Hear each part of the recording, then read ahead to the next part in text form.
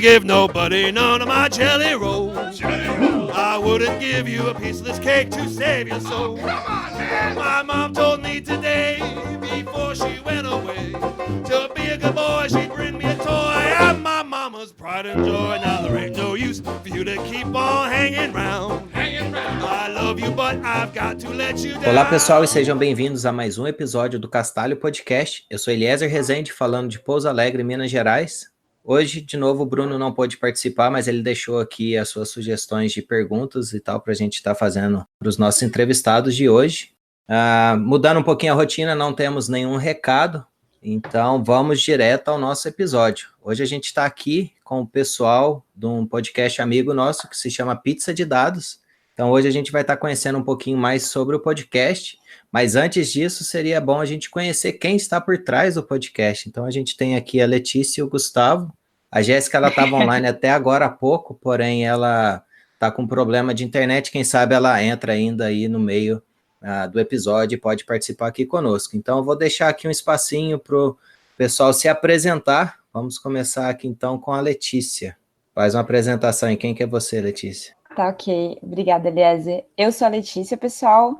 Eu sou, na verdade, oceanógrafa de formação. Eu tenho bacharelado e mestrado em oceanografia, uma área bem... Muitas pessoas pensam que é empurrar tartaruguinhas na praia, e não é. Tem gente que faz, tem gente que não faz. Eu trabalhei com uma parte mais de análise de dados em oceanografia. Eu estudo Python há uns 6 anos, e há 3 anos atrás eu decidi trocar tudo de carreira para seguir um sonho de ser programadora. Aí, nesse meio tempo, começou a se falar de ciência de dados, né? Começou a ter esse boom, e eu descobri que o que eu fazia na oceanografia era ciência de dados sem eu saber.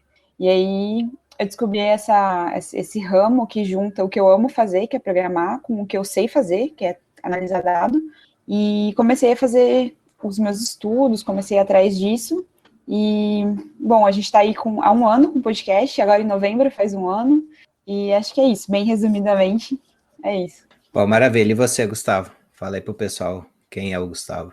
Tudo bom, pessoal? Eu sou o Gustavo Coelho. Eu sou formado em economia, mas eu não sou economista, porque se eu falar que eu sou economista, tem que começar a pagar o Conselho Federal. Então, eu sou hoje cientista de dados, né? Eu formei em economia, lá a gente aprende muita econometria, tem essa parte de estatística e tal, e aí eu aprendi Python para paralisar Excel e para tentar fazer regressão, que é difícil fazer Excel, e que era o que eu tinha aprendido de econometria. E aí, bombando ciência de dados, estamos nessa vibe aí, e juntei com a Letícia e com a Temporal para montar o Pizza de Dados e compartilhar com a galera tudo que a gente olhava aí de ciência de dados. A gente era meio viciado em ciência de dados, né? Ainda somos. E aí... Totalmente. E aí fizemos esse podcast aí muito doido. E agora eu tô trabalhando como cientista de dados na Rocket Match, realizando meu sonho aí, depois de um ano querendo trabalhar na área. Agora finalmente estou trabalhando na área. Coloquei meu primeiro modelo em produção esse ano. Orgulho próprio. Meu sonho era colocar um modelo em produção e rolou. Agora eu posso morrer feliz já. E é basicamente isso. A gente gosta de pizza, a gente gosta de dados. E eu devia ter comprado uma pizza hoje, né? Pois é. Bom, mas queria bem a pizza. Bom, vocês dois mencionaram aí um pouquinho de como vocês acabaram chegando na área de Data Science. Teve um episódio com o Rodrigo Senra. Ele mencionou que a Data Science, na verdade, qualquer ciência que se faz é com dados. A diferença é que deu o nome de Data Science para a ciência que faz analisando dados computacionais. Tem como vocês mencionar com um pouquinho mais de detalhes o que foi assim o primeiro indício de que vocês gostariam mais dessa área do que alguma outra? Qual que foi assim a maior motivação para poder estar entrando nessa área? Bom, vou começar agora com o Gustavo aqui. Fala pra gente, Gustavo, aproveita que você já estava aí embalado. Beleza. Cara, então, assim, é verdade, quando eu fazia faculdade, quando eu estudava economia, eu odiava econometria, eu odiava estatística, os professores são muito chatos, as aulas são muito chatas, então realmente não pensava em fazer isso, até que depois que eu me formei, não sabia exatamente o que fazer, né, queria entrar no mestrado, não consegui, depois eu entrei e vi que não era aquilo que eu queria, e aí eu comecei a trabalhar em gestão pública, em gestão em consultoria de gestão pública, que é basicamente com o pessoal que fez administração e trabalha nos órgãos públicos, né? E aí lá eu via que, tipo, às vezes os lugares têm dados e o pessoal não usa, né? E eu queria saber, tipo, usar os dados para fazer essas coisas legais, para, sei lá, tirar valor disso, né? Entregar, ainda mais na área pública, eu senti que tudo que eu estava fazendo estava ajudando, de certa forma, né? O país. Aí que eu comecei a me interessar nisso, aí por isso que tive que começar a mexer no Excel pra caramba. E aí eu pensava muito Ctrl-C, Ctrl-V. Aí eu pensei, poxa, não gosto de pensar tanto Ctrl-C, Ctrl-V. Aí talvez se eu programar, talvez eu consiga fazer isso em algumas linhas e nunca mais olhei pra trás desde então. Aí eu vi que era massa e, sei lá, aí eu quis começar a fazer essas paradas e eu vi que, tipo, na real, usar o que eu tinha, que a gente aprende em economia é muita teoria, né? Então, na prática é mais legal. E eu não gostava era da teoria, a gente não fazia nada de prática. E aí, quando eu vi que era massa na prática, então acho que isso foi uma boa trabalhar com essas paradas aí.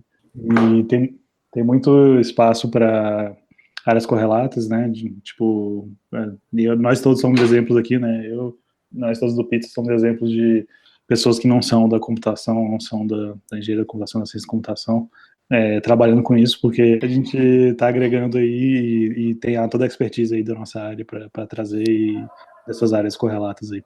E você, Letícia, qual que foi aí o principal motivo? Você já mencionou um pouquinho pra gente, mas fala aí um pouquinho mais detalhado. Nossa, esse detalhado pode ser longo. Então, na verdade, o que eu fazia, assim, eu concordo com o Senra em partes, eu acho que não é só dado computacional que é usado para data science. Eu acho que data science é a aplicação de coisas que estavam sendo usadas na academia há muito tempo para fins comerciais, mais comerciais, né? Então, se você olhar, por exemplo, a computação científica, já era feito há muito tempo. Então, o que eu fazia na faculdade e o que eu fiz depois no meu trabalho como oceanógrafa foi trabalhar com dados. Então, desde o meu segundo ano de faculdade, eu trabalhava com MATLAB, eu trabalhava com análise de dados oceanográficos para fins exploratórios, principalmente, e para fins um pouco mais de compreensão. Por exemplo, eu trabalhava com a parte de engenharia costeira, então eu precisava dar estatísticas para um engenheiro construir um porto mais correto, ambientalmente viável, não só porque é bonito, mas porque no caso de portos você tem uma economia muito grande. Então eu sempre fiz análise de dados, desde o meu segundo ano de faculdade. A diferença é que eu não sabia que isso poderia existir no mundo real como uma profissão. Eu achei que isso era uma parte da minha profissão. E quando eu descobri que eu amava programar e que era isso que eu queria fazer pro resto da minha vida, eu achei que a análise de dados não estava naquilo. Eu só conheci o mundo web, então eu fui trabalhar com Django e eu amei fazer isso, adoro fazer isso, trabalho com isso, estudo isso até hoje. Mas aí eu estava nessa minha empresa, e nessa minha empresa não, né? Na empresa que eu estava trabalhando. E tinha dados dos nossos consumidores, dos nossos vendedores, dos nossos produtos, e o meu chefe pediu para eu dar uma analisada, começar a analisar os dados. E aí eu fui estudar para ver tipo, o que dava para fazer, e aí abriu esse mundo novo. Então, eu descobri que eu amava isso porque eu descobri que eu já fazia isso, só que eu descobri todo um ramo de aplicação, de possibilidades infinitas, e que a minha bagagem já me dava um conhecimento legal, mas que eu não sabia que isso poderia existir no mundo real, sabe? No mundo fora daquele mundinho que eu vivia. Então, foi mais ou menos assim. Mas eu acho que hoje, se eu olhar tudo que eu fiz, eu acho que eu já fazia, de certa forma, ciência de dados. Eu já tinha que fazer uma análise exploratória, eu tinha que interpretar um dado de maré, eu tinha que entender as correntes. Então, foi assim, quando eu descobri a ciência de dados, foi simplesmente um clique, assim, nossa, eu posso fazer isso como profissão e não simplesmente como parte de um outro trabalho. Bom, maravilha. Só fazendo um adendo aqui, né? Quando eu mencionei a respeito de dados computacionais, o que eu quis dizer, na verdade, é utilizando ferramentas computacionais para estar fazendo essa análise, porque o que o Senra mencionou é que toda ciência, independente da área, né? Se você estiver focando na ciência, na parte de, vamos dizer, oceanografia, sempre você vai estar trabalhando com dados. Então, ciência já é sobre dados, é que ele falou que ficou meio redundante, era isso que eu estava tentando falar aí, e não foi tão claro. Já feitas as correções, né? Continuando aqui. Bom, antes da gente ir no podcast, né, que é o nosso assunto principal aqui. Como é que vocês se conheceram? Acho que esse seria o primeiro passo, assim, para talvez a gente já passar depois para o podcast. Agora eu vou deixar vocês escolherem aí, quem que quer dar um pitaco aí a respeito disso. Eu quero que a Letícia fale primeiro, que ela vai falar errado, mas depois eu vou falar quando que a gente se conheceu de verdade. Vai lá, Letícia. Ai, meu Deus. Tá. Em 2016, eu mudei para Ribeirão Preto, e foi quando eu conheci a Jéssica, no grupo aí RP, e a gente ficou bem amiga desde então, e foi em 2017, na Python Brasil do ano passado, eu conheci o Gustavo, e eu acho que foi isso, e aí a gente, como os três gostavam de Data Science, começou a rolar aquela interação, né? Então, um mandando link para o outro, você viu esse livro, eu estou estudando esse tema, nossa, você viu aquele artigo? E começou a rolar essa integração, e aí o Gustavo veio com uma ideia, e ele, a gente estava falando, poxa, a gente está falando sobre um monte de tema legal, a gente está estudando um monte de coisa legal, mas isso está ficando entre a gente só, né? E o conhecimento está se perdendo aqui. Na época, eu já tinha criado o Data Science Pizza, que era um repositório para guardar links de temas relacionados com a área de Data Science, especialmente links e materiais em português, porque a maioria da documentação de tudo está em inglês. E o Data Science Pizza já estava, assim, tipo, com muitos links sendo agregados, mas as conversas que a gente tinha, os assuntos que a gente debatia, ficava só entre a gente, né? Apesar da gente ter os links públicos, o debate ficava só entre a gente. E o Gustavo teve a ideia da gente fazer um YouTube, e eu falei que não, que Deus me livre, porque eu ia ter que ficar me arrumando toda vez que eu fosse aparecer, e, tipo, tem dias que você simplesmente não tá aceitável, e eu falei que o YouTube eu não queria muito não, mas que se fosse um podcast eu topava. Acho que foi isso. Tem alguma coisa diferente, Gustavo? Não, aí você vê, assim, ela não quis fazer YouTube porque ela ia ter que se arrumar, ou seja, a honra dela ter vindo aqui, velho, no Castalho, se arrumou toda para participar, sacou? Sintam-se honrados, aí é a mais alta honra. Mas, de vez em quando a gente até se arruma, né? A história inteira tá certa, só que eu conheci a Jéssica e a Letícia, e elas não lembram, eu conheci, talvez, acho que a Jéssica lembra, na Python Brasil de Florianópolis, em 2016, que eu fui com Humberto Betão, ele ganhou o prêmio Dornelles na última Python Brasil, só por ter me apresentado ao Python, tô brincando, não foi só por causa disso não, mas também. E aí eu fui com ele na Python Brasil de 2016, que foi a Python que foi organizada, entre outras pessoas, pelo nosso grande amigo Mário Sérgio, atual presidente da PIB também, a gente só tem amigo importante. Aí eu conheci vocês, mas foi brevemente, foi só... Você, na real, você nem prestou atenção em mim, você estava conversando com o Betão, que ele estava te ajudando a mudar para a área de desenvolvimento. Eu estava na organização, eu estava muito louca. Vocês estavam lá, tipo... Aí você foi lá falar com o Betão alguma coisa, e eu, tipo, aí, tudo bom? Prazer, beleza, tipo, nem lembrou. Aí, tipo, chega eu lá em BH, e, tipo, eu sei quem são vocês e tal, e elas, tipo, prazer e tal, tipo, prazer. Aí a Jéssica, de 2016, né?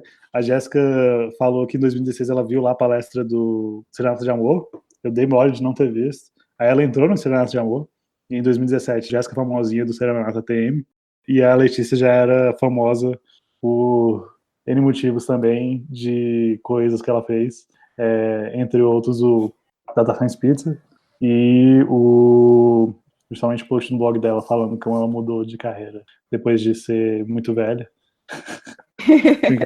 Mudou de carreira aos 27 anos, que quando eu olhei assim eu falei, cara, eu tenho quase 27 anos, eu podia mudar de carreira também, sacou? Então foi uma das paradas também que me inspirou acho que eu nunca te falei isso, né, Notícia? Foi uma das paradas... Não. Foi uma das paradas que, tipo assim, me inspirou, tipo, você posso dar uma olhada nisso aí e tal, sabe? E quem sabe... Caraca, que legal. Mudar de carreira também e tal. Não. Eu pensei assim, pô, eu tenho 26 e tal, e aí, tipo, agora eu tenho 27 anos e eu troquei de carreira com 27 anos, então, obrigado. Nós estamos tendo altas revelações aqui no Castalho Podcast, é uma honra. Momento bombástico. Bom, agora que vocês mencionaram aí, até que chegou o ponto que vocês optaram, né? Já sabemos o real motivo, porque não foi para o YouTube, sim, para um podcast. Disso daí, até se tornar um podcast de verdade, como é que foi o processo? Porque a gente já mencionou aqui algumas vezes como é que o Castalho funciona, mas tem a questão de gravar, tem a questão de editar, tem a questão de publicar. Tem o site também, tem o feed. Conta pra gente, até dando uma palhinha aí a respeito dos bastidores e tecnologias que vocês usam, porque talvez isso aí não seja uma inspiração aí, já que a gente está falando de inspiração aí também, para outras pessoas estarem criando, né, os seus próprios podcasts. Então, quem sabe vocês dão uma dica aí e ajudam alguém que está quase criando um podcast, e talvez essa seja o último sinal que eles precisam aí para estar realmente seguindo em frente. Bom, basicamente, o Gustavo gerencia a parte de financeiro, patrocínio, organização mais, vamos dizer, gerencial. Eu sou responsável pela parte temática, pautas, convidados, datas, programações, e a Jéssica é responsável pela parte de infraestrutura. A gente, no começo, gravava com o Hangouts On Air, que eu acho que nem existe mais, hoje é evento do YouTube. Então, a gente grava pelo YouTube, só que a gente grava como... do mesmo jeito que vocês estão gravando aqui, só que privado, né? Ninguém pode acessar a nossa gravação. A gente grava, antigamente, até o 4º episódio, a gente mesmo editou, eu editei, acho que 1 ou 2, o Gustavo editou 2 ou 3 episódios, e aí, graças a Deus, a gente começou a ter patrocínio e começou a pagar, na verdade foram doações e patrocínio, né? E a gente começou a pagar o Johnny, que é o nosso editor maravilhoso. O Johnny, super recomendo o trabalho dele, é rápido, é bom, e é uma pessoa incrível, e facilitou muito a nossa vida ter um editor, porque editar dá trabalho pra caramba, então a gente super valoriza o trabalho dele. E na verdade, assim, todo podcast, tudo que vocês veem, surgiu extremamente natural. Em nenhum momento a gente colocou metas ou objetivos, ou a gente... nossa, vamos fazer um podcast para daqui a 1 ano. A gente gravou o primeiro episódio, assim, tipo, vamos gravar e ver o que a galera fala, sabe? Tanto é que na Python Brasil desse ano a gente reouviu o primeiro episódio e foi muito engraçado, porque a gente tava super tímido e não tem abertura. E aí eu falo, então tá bom, galera, valeu, e acabou o episódio, e é isso, assim.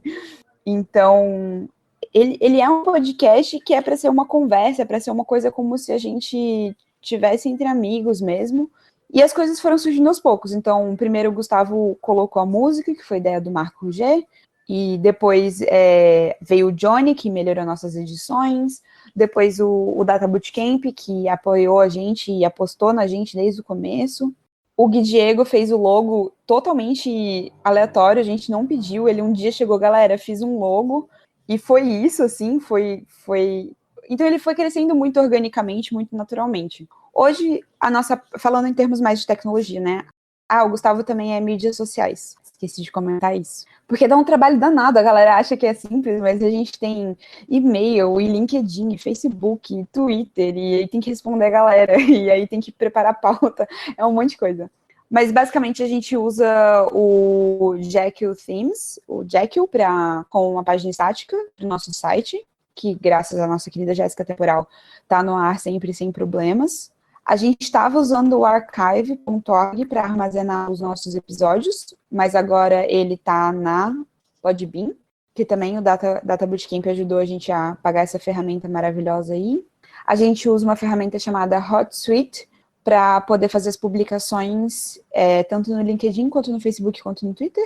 E acho que é isso. A Jéssica, se ela estivesse aqui, ela falaria de 1 milhão de tecnologias que a gente usa, que eu provavelmente não sei.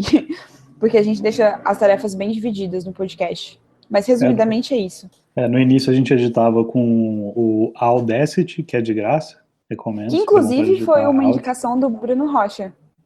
A gente foi perguntar para o Bruno Rocha qual era o editor de vocês, do Castalho, e ele que deu a dica pra gente. E aí a gente editava com o Audacity. E aí, tipo assim, a minha dica é faça, mesmo que seja mal feito.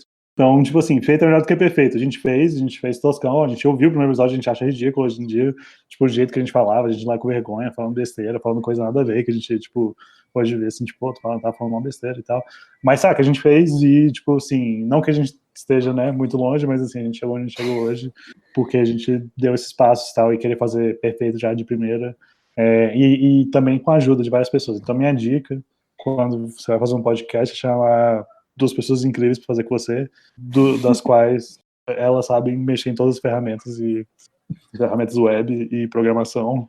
pra fazer o site tudo de graça. Porque eu não conseguiria fazer metade das paradas. Então essa é a minha dica principal. Arranje pessoas legais. E outra coisa também que eu acho que foi uma coisa que ajudou a gente é porque a gente nunca se colocou na posição de que a gente sabia das coisas. A gente só queria compartilhar conhecimento com a galera. Então, a gente não sabe, mas a gente está aprendendo, vamos aprender com a gente e é isso aí. Então, a gente já foi corrigido, por exemplo. Então, teve episódio que a gente falou uma coisa e alguém falou, olha, galera, não é bem assim. Acho que foi no segundo episódio que a gente reclamou do Jupyter. Eu particularmente reclamei do Jupyter Notebook, que não tinha PEP8, por exemplo, que é uma regra de qualidade de código do Python, e alguém falou, não, Letícia, você está errada, tem um plugin que tem, e a gente no episódio seguinte se retrata e fala, galera, foi mal e tal, mas, então, acho que a gente já falou um monte, desculpa, a gente se empolgou aqui. Não, eu tô gostando de ver o bate-papo e eu só gostaria de reforçar a principal dica, né, que o Gustavo falou, de pegar e fazer, porque realmente a diferença entre ter alguma coisa e não ter é realmente ter ela concluída, ter ela feita. Então, se você tem alguma vontade, seja de criar seu próprio podcast ou fazer alguma coisa, alguma outra coisa, pega e faz, depois melhora. É mais fácil você ter algo assim para melhorar do que você não ter nada nunca e não poder nem ter a oportunidade de melhorar. Então, isso aí realmente é uma dica muito preciosa. A gente já mencionou aqui também a respeito de ferramentas, né? O Audacity para poder editar é bem tranquilo, assim, tem bastante tutorial na internet. Você pode hospedar de graça lá no archive.org. O Castalho Podcast, todos os episódios estão lá.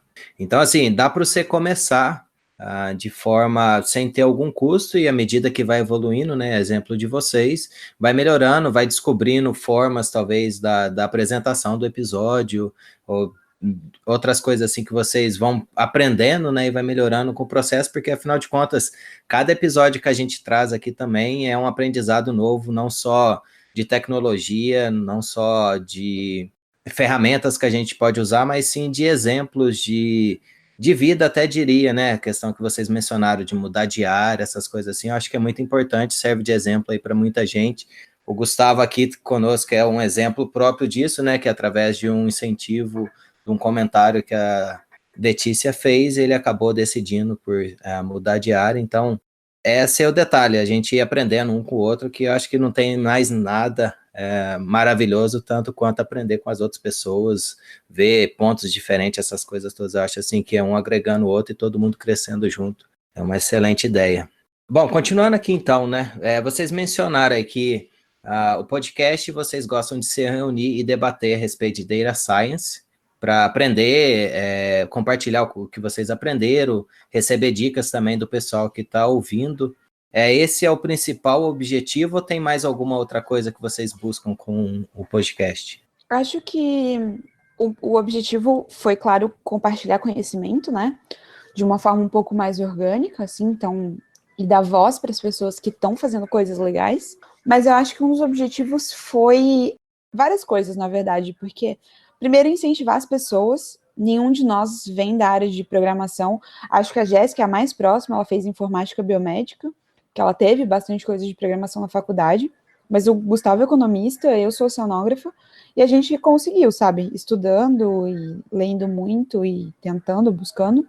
E a gente fez os episódios de uma forma em que a gente fosse crescendo com os episódios, então cada episódio ficando com temas um pouquinho mais complexos, claro, tentando intercalar um tema um pouco mais complexo com um tema um pouco mais tranquilo, para não ficar muito pesado sempre, mas a ideia é construir aos poucos, então que as pessoas ouvindo o podcast, elas consigam entender o que está acontecendo, entender ferramentas que ela pode estudar, e todo episódio crescer um pouquinho. Então, o episódio anterior tentar crescer para o próximo você já saber um pouquinho mais. Tanto é que a maioria das pessoas que eu converso, elas ouvem o podcast do começo ao fim.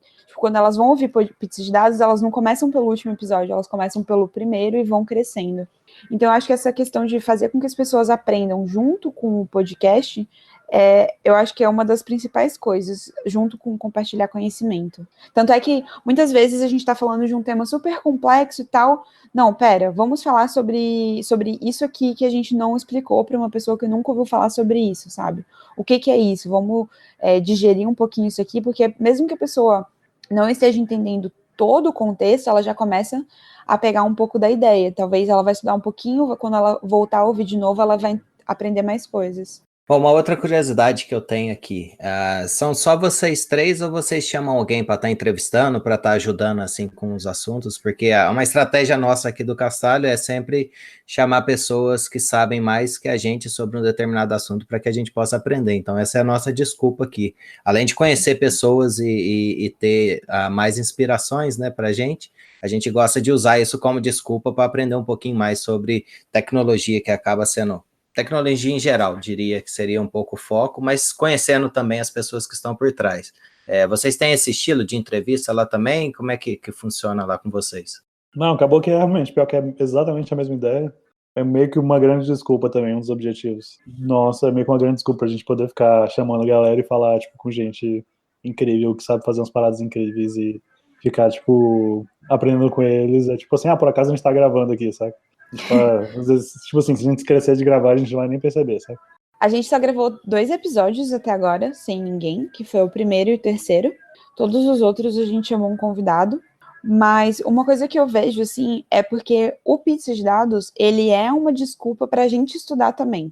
Então, todo episódio, apesar da gente ter uma pessoa especialista, a gente tenta sempre estudar o máximo que a gente consegue antes do episódio, para poder falar, olha, eu estudei isso, eu vi isso, você concorda, o que você acha? Porque, assim, se a gente quer crescer como podcast, né, e a gente quer crescer como profissionais, e o podcast, ele nasceu dessa nossa vontade de crescer como profissionais, a gente se força a estudar os assuntos.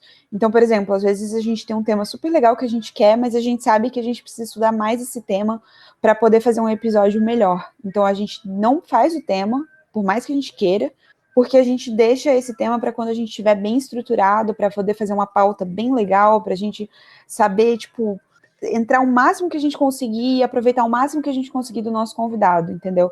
Então, como a gente usa o podcast como uma desculpa para a gente crescer também, então os nossos convidados, eles normalmente são pensados nisso. São temas ou que a gente já está estudando, ou que a gente tem condições de estudar para fazer uma pauta legal e profunda, superficial para as pessoas que não conhecem, mais profunda para quem quer ter uma ideia do que a área realmente significa. Então, sim, com certeza é com convidado, mas não é tanto entrevista, assim, é uma questão, tipo, vamos debater esse tema, e aí a gente tenta estudar ao máximo para poder, claro, estar um pouco mais próximo do nosso convidado da vez. Bom, excelente. A gente está falando um pouco aí do objetivo do podcast, que eu acho, assim, o fato de estar aprendendo é um propósito muito importante, e é bacana também de vocês estarem estudando, né? Até adivinharam a minha outra pergunta, que seria como é que vocês se preparam para o episódio. Mas aí, seguindo aqui o timeline, né? Vamos falar um pouquinho de futuro. Vocês pretendem continuar com o podcast? Até vou encaixar junto na pergunta aqui, uma pergunta que o Leno Ricardo mandou, se vocês pretendem aparecer mais no YouTube, fazer live, gravar vídeo, quais seriam assim, os planos que vocês pretendem tá fazendo com o podcast aí no segundo ano, né? Porque agora parece que em novembro, né? Vocês estão completando um ano, então quais são os planos aí para o segundo ano do podcast? Na verdade, planos para o futuro, a gente quer manter o podcast, a gente sempre não assume compromissos, a gente nunca prometeu fazer o próximo episódio, mas a gente está sempre fazendo, porque a gente quer fazer enquanto isso estiver viável, porque dá muito trabalho. Então as pessoas falam, nossa, é só um podcast por mês? Galera, e dá um trabalho danado fazer só um por mês. Justamente por causa dessa estrutura de ter que estudar para cada episódio, assim, gente, eu fico muito tempo estudando as pautas para poder fazer o episódio, então é muito complicado. A gente quer fazer lives, a gente quer fazer, a gente tá com uma live já programada, eu e o Gustavo, a gente tem que só marcar uma data, a gente já sabe até o que a gente vai fazer. Planos para o próximo ano é continuar mantendo um episódio por semana. Opa, um episódio por mês.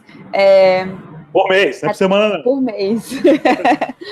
A gente está com uma parceria com o Data Bootcamp, então a gente vai lançar mais 6 textos no Medium deles. O primeiro já foi lançado, que foi meu. O próximo é da Jéssica. Então a gente vai começar a colocar textos. A gente criou um Medium nosso, que a gente vai começar a colocar mais textos lá. porque particularmente, principalmente eu e a Jéssica, a gente escreve já há muito tempo, então o texto é uma coisa mais natural pra gente. O Gustavo está vindo com a gente agora, uhul, e a gente quer fazer lives, só que dá muito trabalho tudo isso, e a gente simplesmente não tem muito tempo, e eu também tô no meio de uma mudança de vida, então a gente não vai prometer nada além dos episódios por enquanto. Temos um monte de planos, um monte de ideias, a gente está tentando aceitar e participar de todos os convites que aparecem, como o Castalho, mas às vezes não dá, mas é isso. Nossa, eu tô muito política, falei, não falei nada. Mas já dá para ter uma ideia do que esperar. O pessoal no chat está até reforçando aqui o que você falou a respeito de um episódio por semana, então pediu para reforçar isso aí. Mas realmente Não é dá, fazer... gente. Semana a Letícia que vai fazer tudo. A Letícia que vai fazer tudo. Não dá.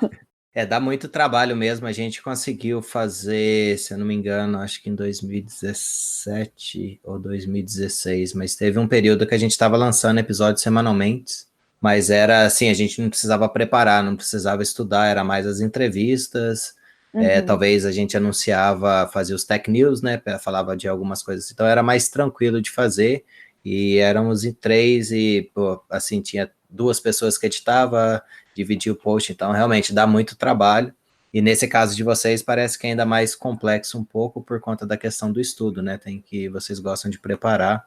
Bom, falando aí desse primeiro ano, vocês teriam aí alguma estatística para compartilhar aí com a gente? Número de downloads, pessoas que seguem talvez nas redes sociais, alguma coisa assim só para o pessoal ter uma ideia aí?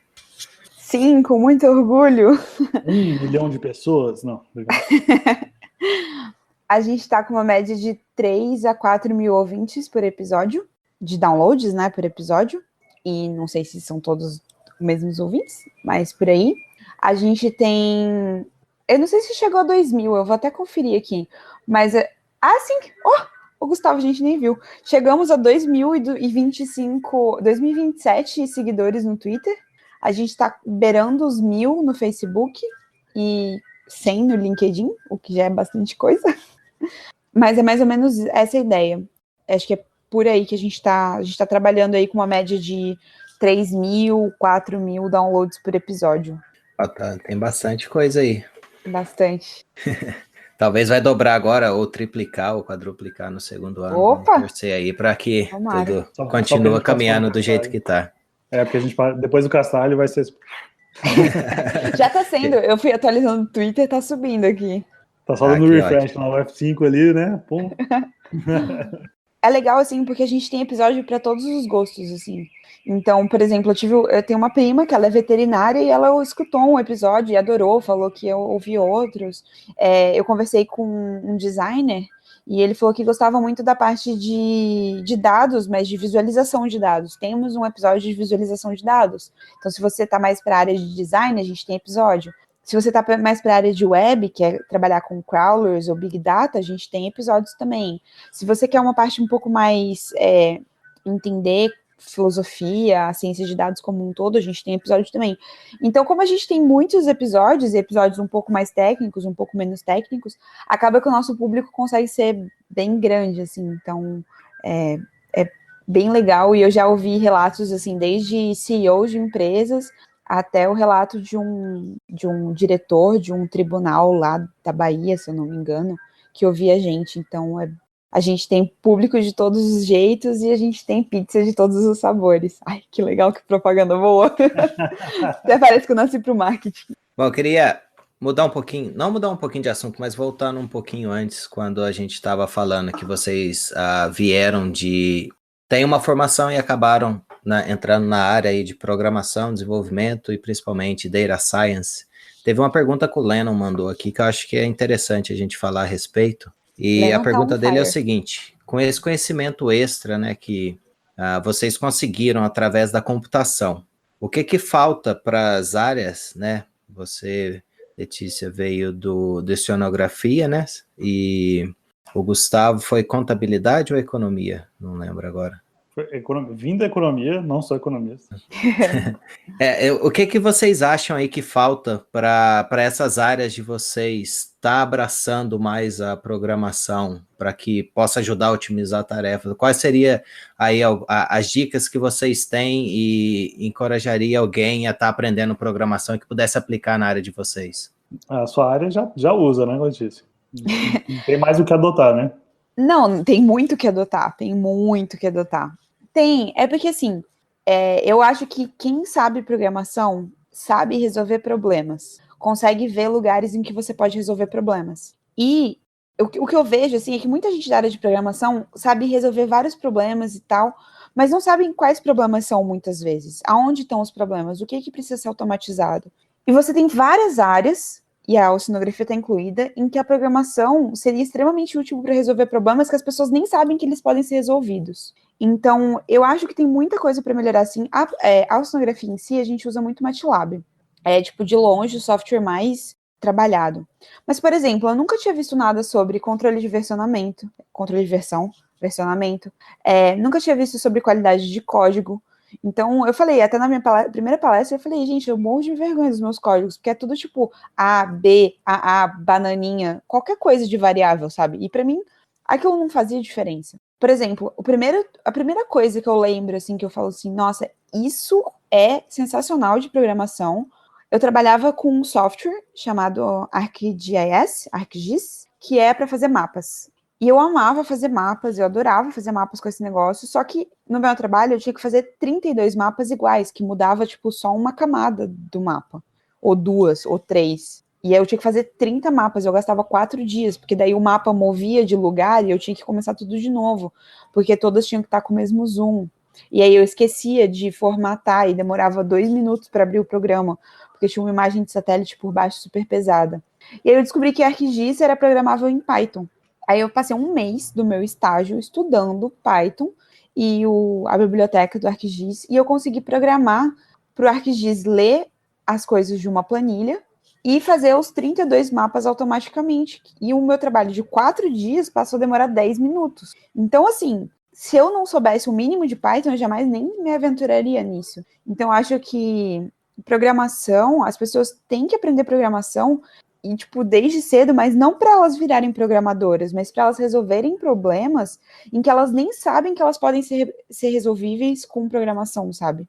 É tipo, ver os engenheiros da minha antiga empresa demorando 2 horas com Excel travado para fazer um cálculo. Eu falava, gente, eu consigo fazer isso que seja no MATLAB em 10 minutos. E o cara falando, mas eu vou fazer isso uma vez só. Só que uma vez só dele demorava 2 horas. Isso quando o Excel não quebrava e ele tinha que começar de novo. Então, eu acho que falta muito para a gente aprender a programar. Eu acho que falta um incentivo das faculdades. E eu acho que tem um pouco de barreira de medo também. E eu não sei se eu respondi a pergunta, eu me empolguei. Eu respondi a pergunta. Não, acho que você exemplificou perfeitamente no sentido de falar que a programação acaba auxiliando, né? Uma ferramenta a mais para automatizar e principalmente evitar várias tarefas repetitivas. Eu estava vendo um artigo onde que mencionava para deixar o computador fazer o que ele sabe fazer de melhor, que é tarefas repetitivas, né? Vira e mexe, programação não existe sem você fazer lá um while ou então um for. Então, o computador, ele faz muito bem isso, enquanto a gente, quando vai fazer, né, seres humanos, alguma tarefa repetitiva, a gente fica até meio entediado. Então, eu achei até interessante essa colocação de falar para deixar o computador fazer o que ele sabe fazer de melhor. Então, isso aí acaba resumindo um pouco tudo que você disse. E você, Gustavo, o que você mencionaria aí a respeito da área de economia? Assim, eu repetiria muitas das coisas que ela te falou, assim, a galera tem um medo muito grande, né? Tipo assim, o pessoal não pensa na utilidade, assim, tipo, o quanto que facilita mesmo, tipo, vou fazer isso só uma vez, tal. Tipo assim, cara, ter isso no seu toolbox, na sua caixa de ferramentas é interessante, sabe? Ajuda a resolver bastante problema. O último ponto que ela te falou que eu acho interessante repetir, tipo assim, realmente falta incentivo da faculdade, tipo assim, os professores, eles não sabem programar. Então, tipo assim, eles não falam para você que é importante você programar porque eles não sabem. E eles só falam para você que é importante você saber o que ele já sabe, sacou? Então, tipo assim, um professor de uma área nunca vai te falar para você estudar, não necessariamente vai te falar para você estudar aquela coisa específica da outra área, porque, velho, a gente não sabe nem que aquilo existe, sacou? E aí eles só ficam falando pra você estudar aquelas coisas, eles acham que o que é importante é o que eles sabem. Todo mundo sempre fica puxando, pelo menos a economia era muito assim, eles ficam sempre puxando a sardinha pro lado deles, né? Tipo assim, não, minha área é importante aprender isso aqui.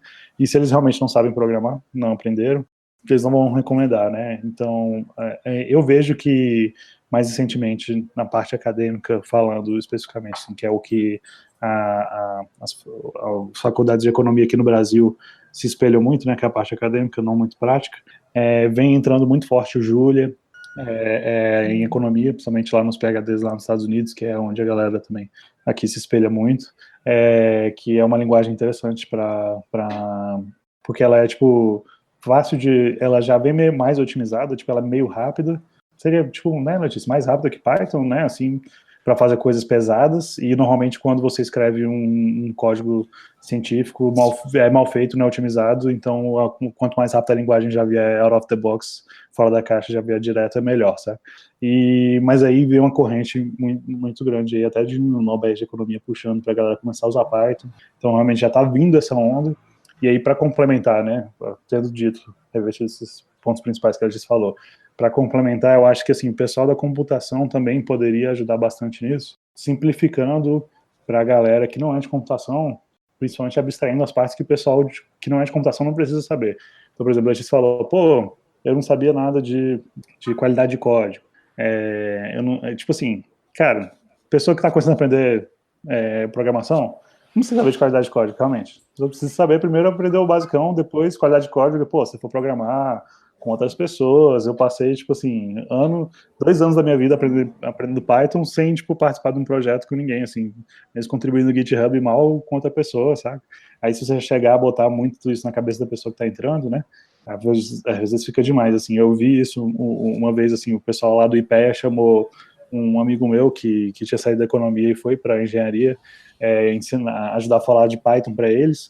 Aí, assim, o cara explicou Python de um jeito que, assim, eu não explicaria. Para mim, Python, eu explico assim, tipo, galera, dá para fazer isso aqui e tal, e, tipo, dá um problema aí, vamos resolver aqui. Pô, pai, esse aqui é o basicão, vamos lá, vamos sair rodando aí as paradas. Aí o bicho, não, porque, peraí, eu tenho que ter noção de programação orientada a objetos. Se você não entende programação orientada a objetos, você não vai entender Python. Tipo, velho, por que precisa saber programação orientada a objetos? Tipo, assim, é um conceito super, tipo, complexo, saca?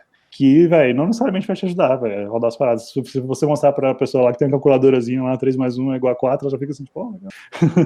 Então, tipo assim, tem a parte didática da parada de, tipo, e também porque eu acredito muito que é complementar, assim, que a galera de computação pode ser focar nas partes, tipo, de computação mesmo, tipo assim, infraestrutura, código, ajudar a colocar as coisas em produção, tipo, e obviamente ensinar a galera a fazer as coisas direitinho, quando vai, tipo, qualidade de código e tal, que nem a Letícia fala, porque eu já tô vendo ela durante uma cara meio feia.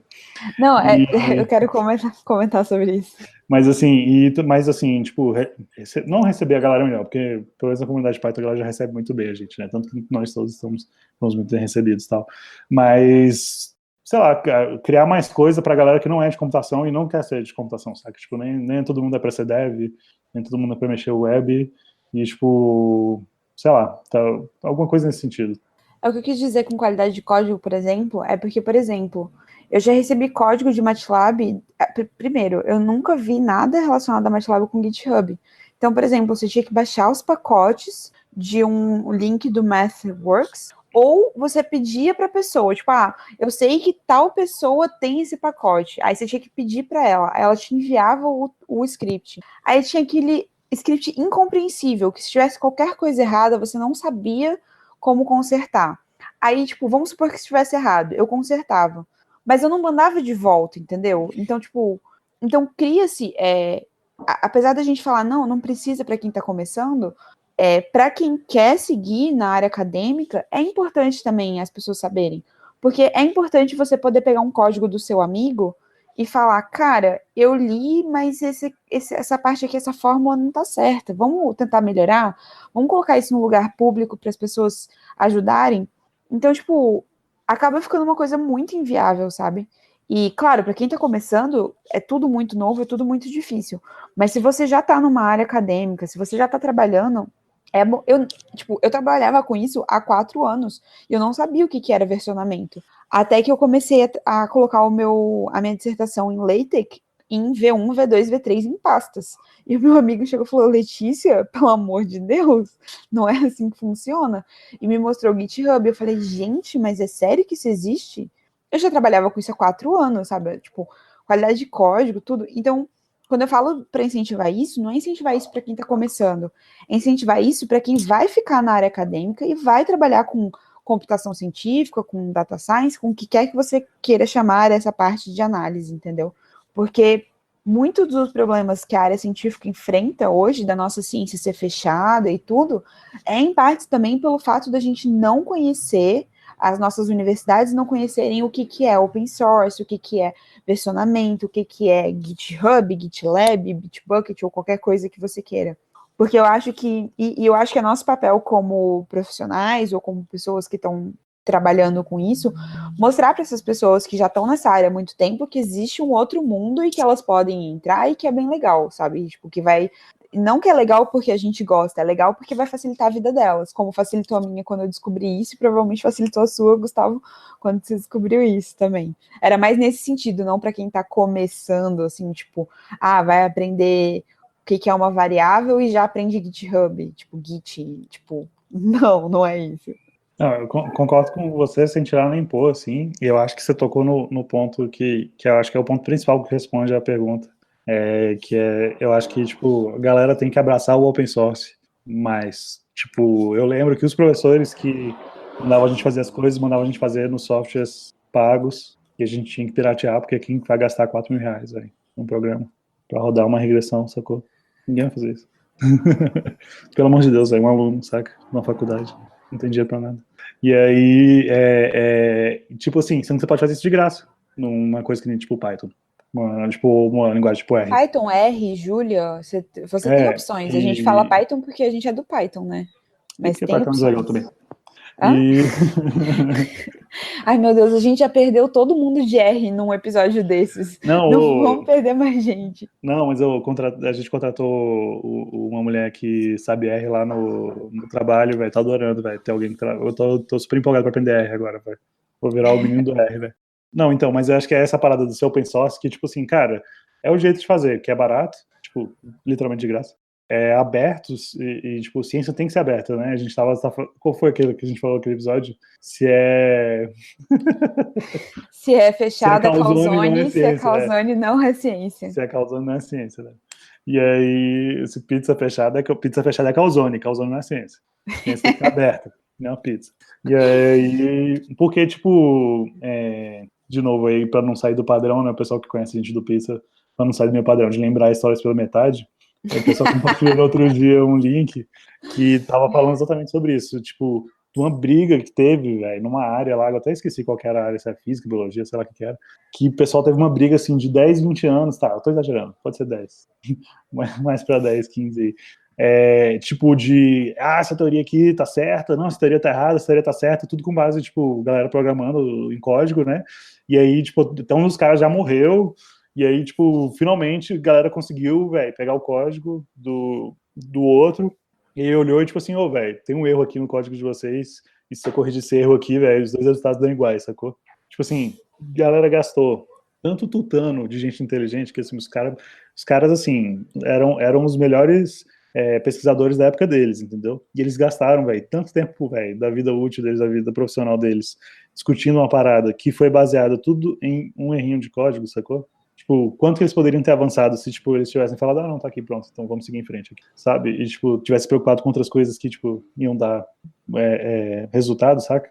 E tudo isso por causa de um erro de código. Por quê? Era fechado, porque ninguém não queria passar o código, porque, tipo, eles tinham vergonha exatamente disso, porque, tipo, uma universidade tinha dinheiro pra pagar a galera pra revisar, outra não, e, tipo, velho, não tem como ninguém pra revisar o código, não quero pagar esse código feio aqui e tal, não sei o quê, então, com essa preocupação. Então, assim, se a gente está fazendo isso, assim, tem que ficar ligado nessa parada, tem que deixar o GitHub, tem que deixar aberto, o pessoal já vai começar a descobrir essas coisas, e isso tem que ficar, essa parte tem que ficar realmente mais comum na ciência como um todo, assim. Então, falando de cursos, falando de parte acadêmica, é isso. Na indústria, né, tipo, tá todo mundo usando isso já, a galera tá deitando e rolando no Git aí, porque não tem como trabalhar sem isso, infelizmente. Não tem como você construir um prédio sem cimento, sem vigas, né? Bom, excelente. Acho que aí fica assim mais do que claro, né, o que seria bom para alguém que não fosse da área, seja um programador, um desenvolvedor, para estar aprendendo um pouco mais programação, porque afinal de contas é uma ferramenta a mais que você pode aproveitar, abusar e usar para automatizar e tornar sua vida mais tranquila. Bom, como o tempo voa e já faz mais ou menos 1 hora aqui que a gente está nesse bate-papo. Caramba, passou rápido. Então, bate-papo Ah, quando é bom vai rápido assim. E aqui no Castalho, né, todo mundo já sabe que a gente não pode deixar de ter o nosso top 5. Hoje, como a gente tem mais pessoas, a gente vai fazer um top 5 resumido, né? Então a gente vai fazer um top 3. Até tem uma surpresa no final que veio do chat, mas eu vou deixar para Ai, meu perguntar Deus. depois. O que vocês recomendariam aí pra gente de livros? Vou começar com a Letícia agora. Livros técnicos, livros não técnicos. Qualquer coisa que você Tá, quiser então eu vou recomendar aí pra falar gente. não técnicos, porque eu sou uma formiguinha. Primeira coisa, se você não leu, rapidão. leia. Só um instante. Formigas leem? Eu sou uma formiguinha de biblioteca, pode ser? Você é uma formiguinha de biblioteca, perfeito. Sim, Você tá bom. seria uma traça, então, talvez? Seria uma analogia melhor? Talvez uma traça seja um nome melhor, Perfeito. Mas você não estraga os livros, então você é uma formiguinha. Não, tranquilo, agora entendi. entendeu? Tá, o primeiro livro que eu vou recomendar é Shogun, do James Clavell, que conta a história de um piloto holandês que vai parar no Japão em 1600, fala sobre toda a cultura medieval japonesa, é muito irado, recomendo fortemente. O segundo livro que eu vou recomendar, que eu gosto muito, ai meu Deus, tem vários, deixa eu pensar. Tá bom, toda a cronologia de Game of Thrones, tipo, sensacional, amo de paixão. Se você quiser trocar teorias comigo, pode me mandar uma mensagem no Twitter, eu tô super aberta, amo. Eu gosto de eu coleciono teorias de Game of A Thrones. gente nunca falou várias. sobre isso, Letícia. Como assim, velho? Ai, pois é, muitas Pelo amor revelações de no Deus. podcast Aí, de por que hoje. a gente faz podcast para conhecer os amigos melhores, entendeu? Nunca vai falar desse primeiro livro que você tá falando. A gente nunca trocou a teoria de Game of Thrones. Outro dia você tava falando de teoria dos jogos. Você nem sabia que eu tinha estudado. Pelo amor de Deus, velho. Então, Sinceramente. vamos ficar aqui depois de acabar isso aqui. Tá, o terceiro livro eu tô lendo, eu tô gostando bastante. É técnico, sim, aí brincando, mas eu vou falar. Eu tô lendo How to Lie with Statistics, que é como você fazer estatística de maneira errada. Então, ele mostra tudo que você pode fazer errado com estatística para te mostrar o jeito certo de fazer. Tô achando bem legal, eu tô só no terceiro capítulo, mas é bem bom. Pronto, meus top 3 aí. 2 não técnicos e 1 técnico. Maravilha. E você, Gustavo? O que você recomendaria além das questões aí do Game of Thrones? Beleza. Ainda bem que eu não coloquei nenhum livro do Game of Thrones aqui, senão eu estaria lascado aqui com o meu top 3 vai virar top 2. Então, vocês viram que o top 3 meu, na verdade, é top 8, né? Porque o 2 são 5 livros. Então, eu enganei. Se eu tivesse colocado Game of Thrones, eu tocava pro Harry Potter e tava tranquilo, pronto. Ah, beleza. Não, mas brincadeira, até anotei aqui. O primeiro livro que eu queria recomendar é The Art of Strategy, é a arte da estratégia. Eu acho que a Letícia tá lendo, tá curtindo. Esse livro eu Não tô adoro. lendo ainda. Não tá lendo ainda? Tem que ler. Ela tava me falando que ia começar a ler outro dia. Eu te recomendei, foi o que eu te recomendei. Pronto. Foi o que você me recomendou. Tá, esquece que eu falei. Ela tá indo ler porque eu recomendei pra ela, porque esse livro é top. E, tipo, é sobre teoria dos jogos. Então, quem nunca ouviu falar sobre teoria dos jogos, tipo assim, tem daqueles quotes, né, daquelas citações que tem na contracapa do livro, assim, para recomendar o livro de pessoas famosas ou que são da área, né?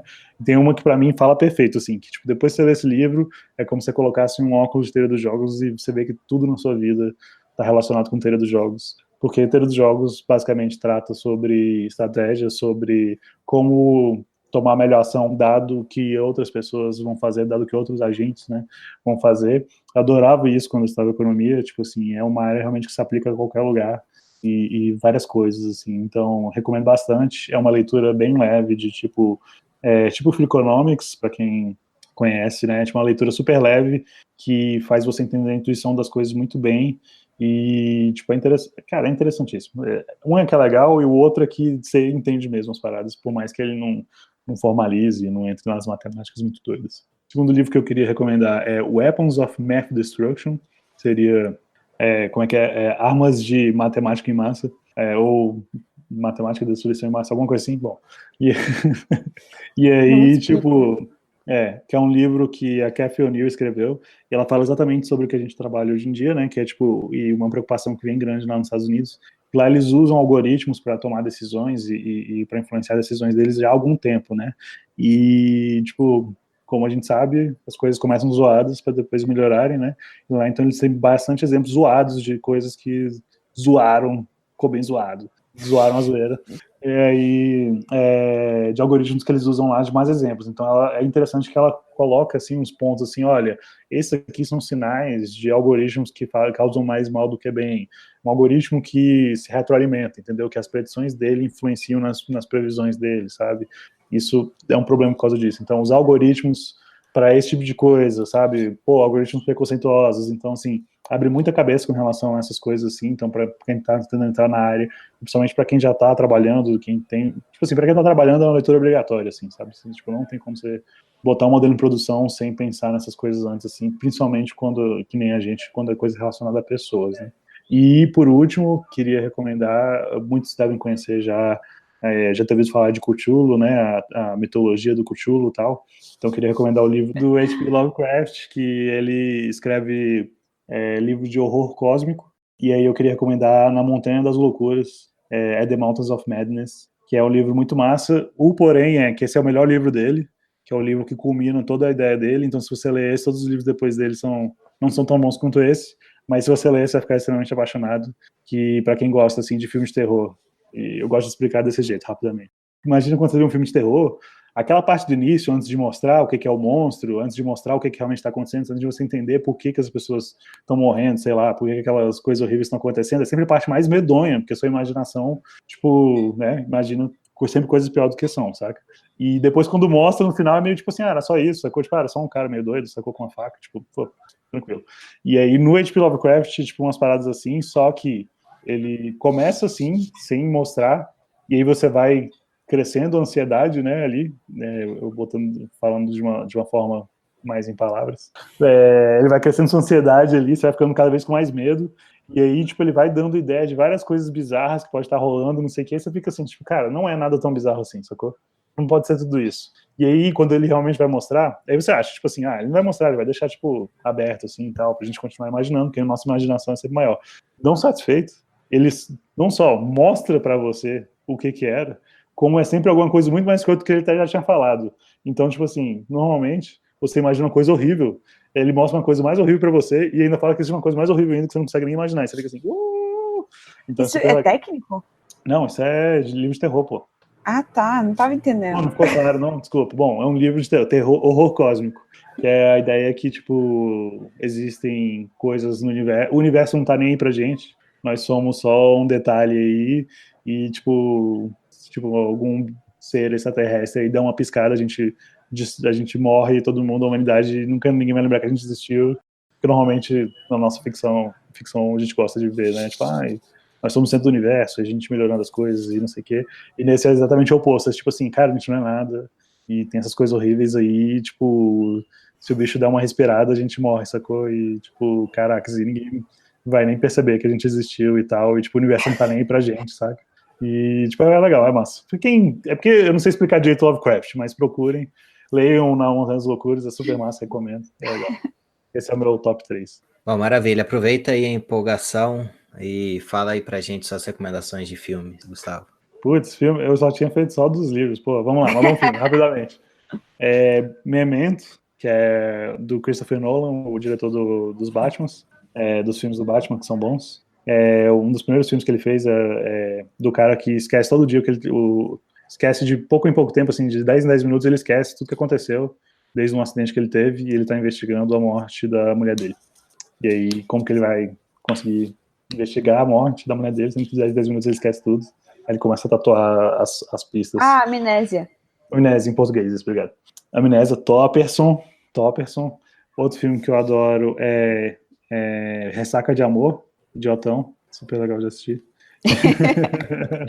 Pra quem gosta de comédia romântica, besterol.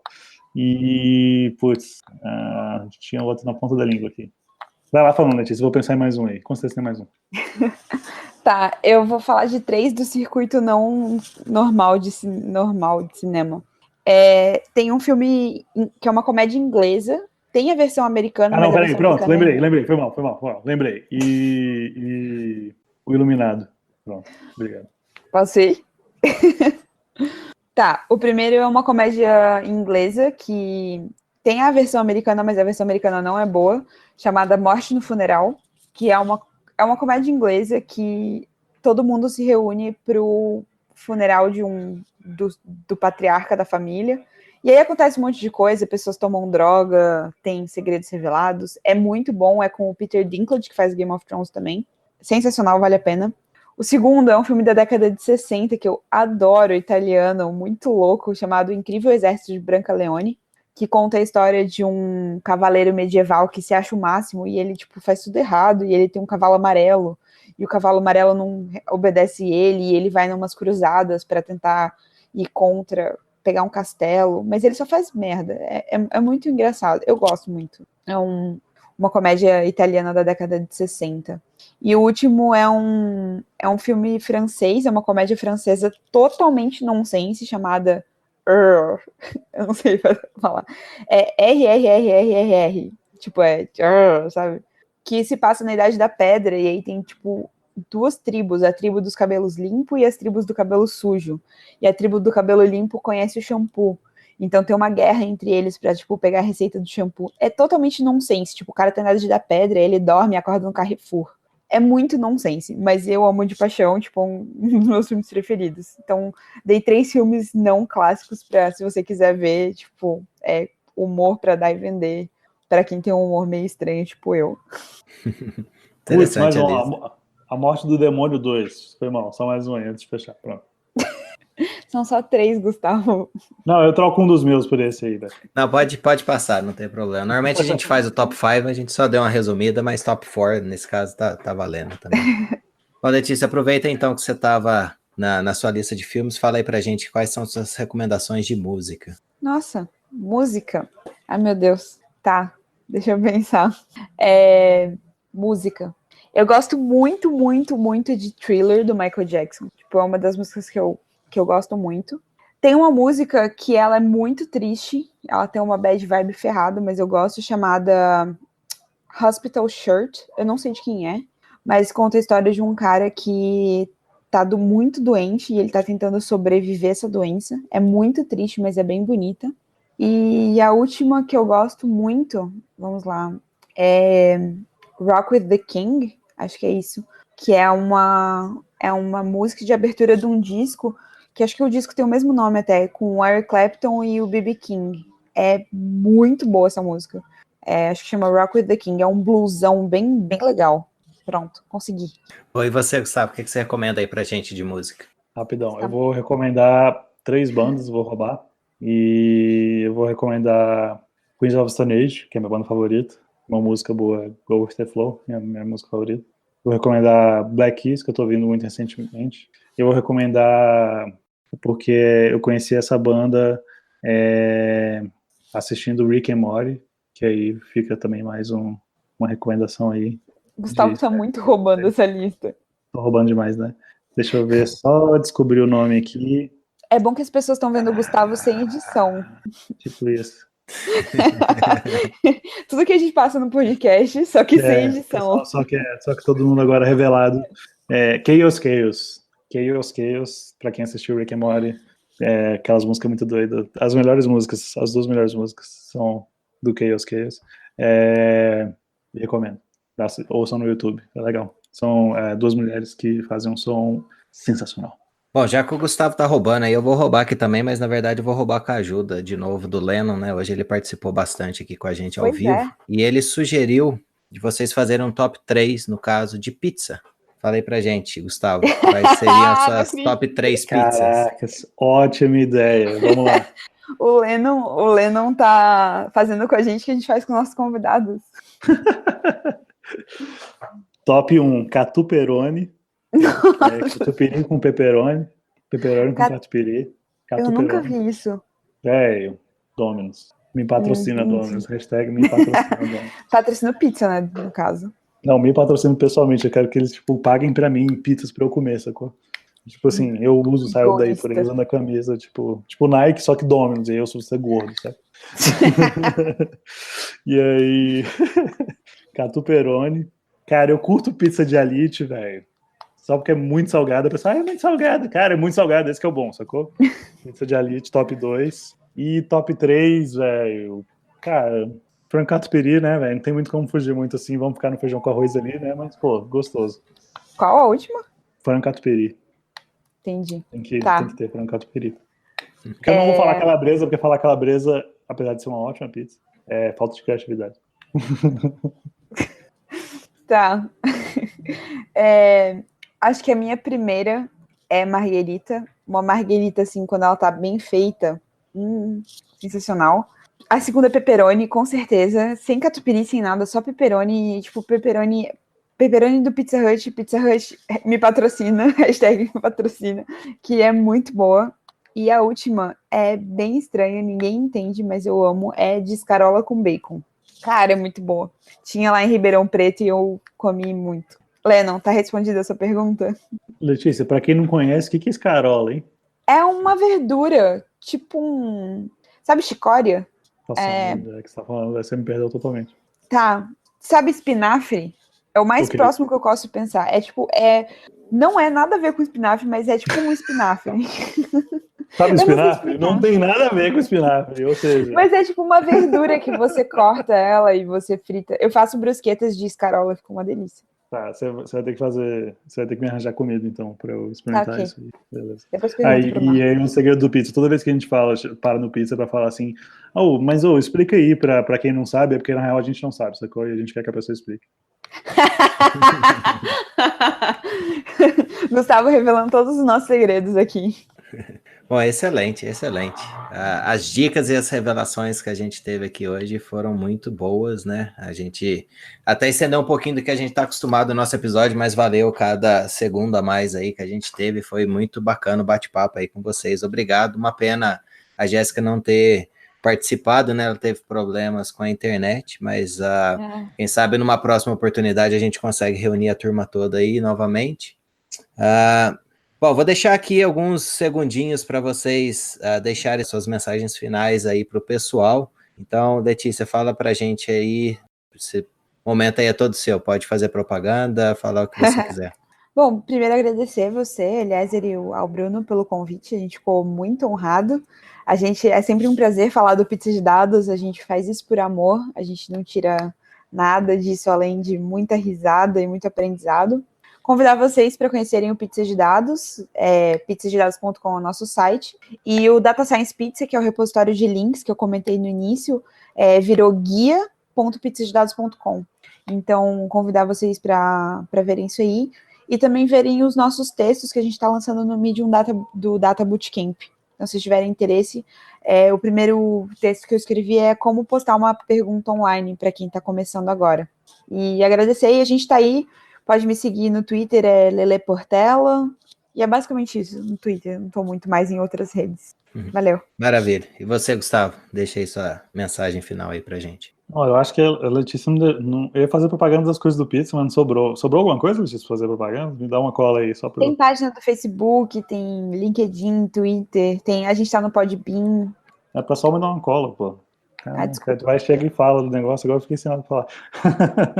Fala das nossas redes sociais. Nossas redes sociais. Estamos em altas redes sociais aí, de alta periculosidade.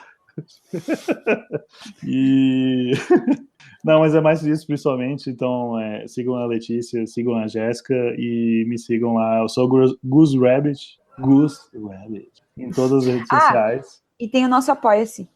Tem o nosso Apoia-se, como a gente falou, a gente faz só por amor. Então, tipo assim, mas vocês são patrocinados agora, vocês ganham dinheiro, todo dinheiro a gente gasta no pizza. Na real, a gente gasta mais dinheiro do que isso no pizza. Então, tipo assim, pizza tá deixando a gente pobre, gente. E aí, se vocês querem... Não prometendo, não vou falar isso não, eu ia falar outra coisa, não vou falar não, porque senão eu vou ficar prometendo coisa aí. Negócio de uma vez por semana, não vou prometer nada disso, não. Nossa, não. Não vou prometer nada disso, não. Mas, se vocês querem ajudar a gente a pagar pessoas para fazer coisas chatas com relação às coisas do podcast, né, e deixar mais tempo a gente livre para a gente poder pensar em coisas legais fazendo podcast, doem pra gente no Apoia-se. E mandem tweets para Domino's me patrocinar pessoalmente e para Pizza Hut patrocinar a Letícia pessoalmente. Pro Habib's não, a gente falou mal do Habib's, já não rola mais. Ai, que horror, Gustavo. Cara, velho, a gente comeu pizza aquele dia, velho, não tem como, sacou, velho? Os caras podem chegar cheio do dinheiro pra gente, não vai rolar, sacou, velho? A gente não conseguiu comer direito a pizza, velho. Eu tinha uma lembrança daquela pizza quando eu era mais novo. Bom, de qualquer forma, tô devagando novamente, desculpa. Mas é isso aí, pessoal. Obrigadão, Gus Ravage em todas as redes sociais, valeu.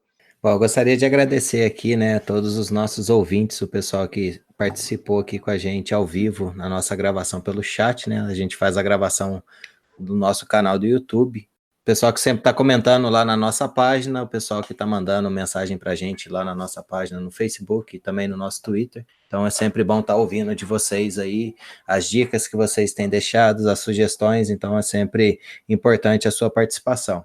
É isso aí, pessoal, foi um bate-papo excelente, agradeço vocês do Pizza de Dados por ter aceito o convite nosso, é um prazer ter você aqui, o bate-papo foi bem interessante, bem descontraído, cheio de revelações, então até mencionaram aqui no chat, eu perdi a pessoa, me desculpa, mas me falaram que o podcast Pizza de Dados não será o mesmo depois desse episódio, então acredito aí que o pessoal vai ficar interessante. E obrigado a todo mundo e nos vemos no próximo episódio. Valeu, pessoal. Tchau, galera. I know you want it, but you can't have it, 'cause I ain't gonna give you none. Come on!